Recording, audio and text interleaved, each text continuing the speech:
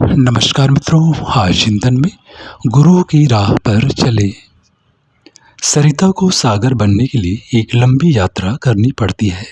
सरिता में सागर बनने की तीव्र अभिप्सा पैदा होते ही वह तीव्र अभिप्सा उसे सागर की ओर ले जाने वाली राह की ओर मोड़ देती है, चला देती है, दौड़ा देती है और एक लंबी दूरी तय करने के बाद वह सरिता सागर में मिलते ही स्वयं भी सागर हो जाती है। तब उसकी अपनी कोई अलग पहचान नहीं रह जाती, क्योंकि वह अपनी पहचान मिटाकर अब स्वयं भी सागर हो गई है।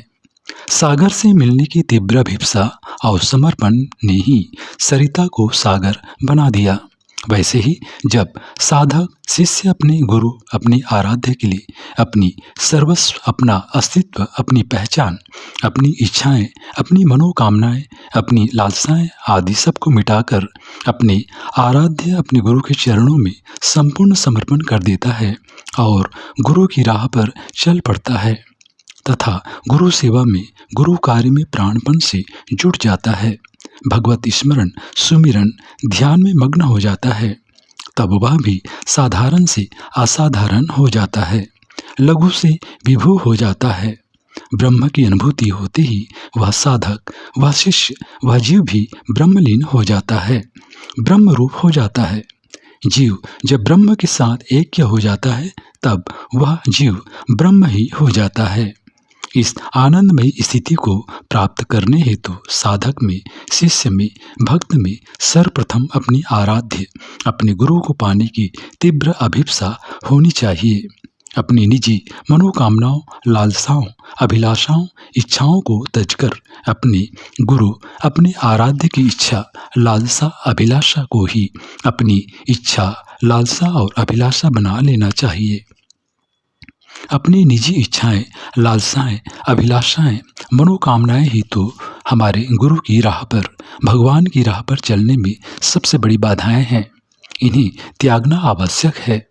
हमें अपनी राह पर नहीं, अपने आराध्य, अपने गुरु की राह पर चलना पड़ना चाहिए और उनके ध्यान में मग्न होकर बस उनसे यही एकमात्र विनती करनी चाहिए, अपनी राह चला लो गुरुवर, अपनी राह चला लो, हमें साथ ले, हाथ हाथ ले, अपनी रास रचा लो गुरुवर, चरण हमारे, चाल तुम्हारी, नटवर गतिलय ताल तुम्हारी, रंग मंच के पात्र मात्र हम, संयोजना विशाल तुम्हारी, पात्र मंच पर होता जैसा वैसा हमें बना दो गुरुवर, प्राण हमारे, सांस तुम्हारी, बात मात्र बांसुरी देह हमारी, जीवन का संगीत तुम्हारा, गीतों को है आस तुम्हारी, प्राण फूक पोली बंसी में, शाश्वत स्वर में गालो गुरुवर, मन मंदिर में मूर्ति तुम्हारी, प्राणों में है प्रीति तुम्हारी, करो मूर्ति में प्राण प्रतिष्ठा,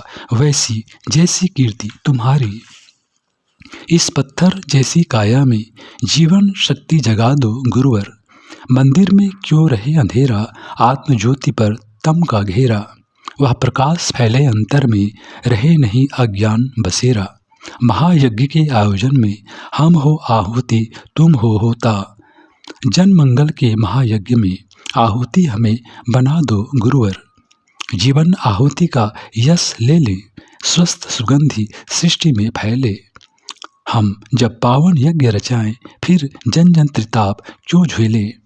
उपरोक्त गीत की पंक्तियों में एक शिष्य की, साधक की, भक्त की अपने आराध्य से, अपने गुरु से यही विनती है कि हे प्रभु, हे गुरुवर, मेरा मलिन मन, कर्म, संस्कार युक्त मन तो मुझे अपनी राह पर चलाना चाहता है, पर उस राह पर चलते हुए मुझे सिवाय कष्ट, क्लेश, आपदा, विपदा, जन्म मरण के मिला ही क्या।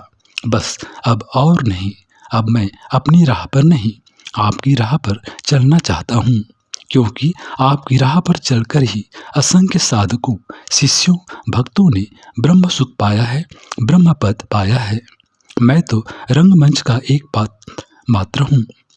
मेरे द्वारा रंगमंच पर होने वाले अभिनय के सूत्रधार, पटकथा, लेखक तो आप ही हैं। हे गुरुदेव, हे प्रभु, मैं तो आपके होठों पर लगी उस बांसुरी की तरह हो जाना चाहता हूँ, जिससे मेरा नहीं बल्कि आपका ही स्वर फूटे। मेरी बांसुरी से मेरा नहीं बल्कि आपका ही स्वर, आपका ही गीत संगीत निकले। आप ब्रह्मनिष्ठ हैं, आप ही ब्रह्म हैं।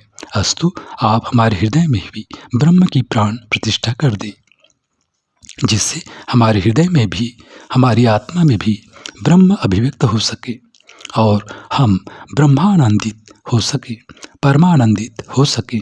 हे प्रभु, लोक मंगल जन मंगल के आपके महायज्ञ में आप हमें भी एक आहुति बना ले।